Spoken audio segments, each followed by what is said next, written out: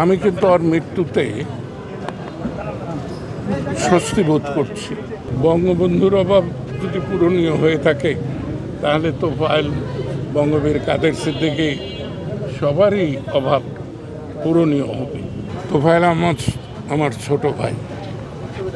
1958 সালে 28শে ডিসেম্বর পাকিস্তান জাতীয় স্কাউট জাম্বুরিতে ওর সঙ্গে আমার পরিচয়।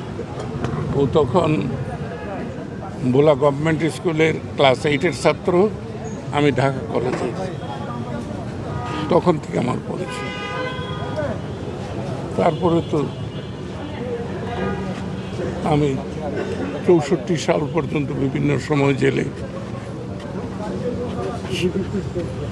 58 সালের পরে 64 সালে ওর সঙ্গে আবার দেখা হয় যখন ইকবাল হলের ক্রীড়া সম্পাদক।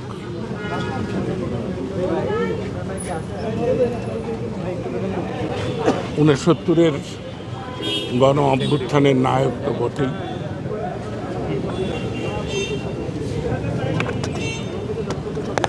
আমি কিন্তু ওর মৃত্যুতে স্বস্তি বোধ করছি। বিগত 5 বছর যে কষ্ট ওর উপর দিয়ে গেল শারীরিকভাবে,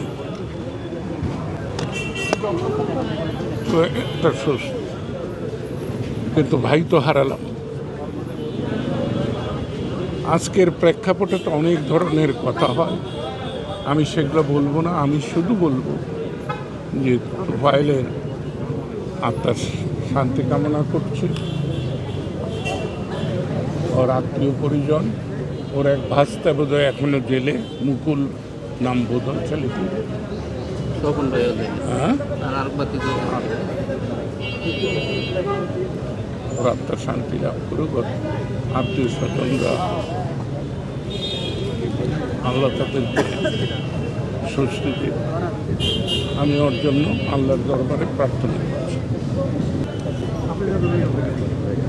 বঙ্গবন্ধুর অভাব যদি পূরণীয় হয়ে থাকে তাহলে তোফায়েল, বঙ্গবীর কাদের সিদ্দিকী সবারই অভাব পূরণীয় হবে। অন্য প্রেক্ষিতে, অন্য প্রেক্ষাপটে। কিন্তু 69 আসবে না, 71 আসবে না, নতুন প্রেক্ষাপট। ধন্যবাদ।